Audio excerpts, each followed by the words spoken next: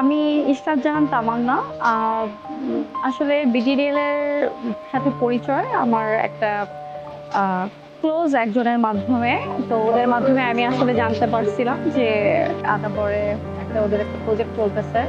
ওটার নাম হচ্ছে ছায়ানীড়। তো কৌতূহলবশতই আসলে দেখতে আসছিলাম। আমি ওইভাবে পছন্দ হবে ওইটা সত্যিই আমি বুঝতেও পারি নাই। তো আলহামদুলিল্লাহ আমার অনেক ভালো লাগছে। আর এজন্য এই প্রজেক্টটা আসলে নেওয়া। তো মোটামুটি সব মিলে আলহামদুলিল্লাহ আমার কাছে ভালোই লাগছে।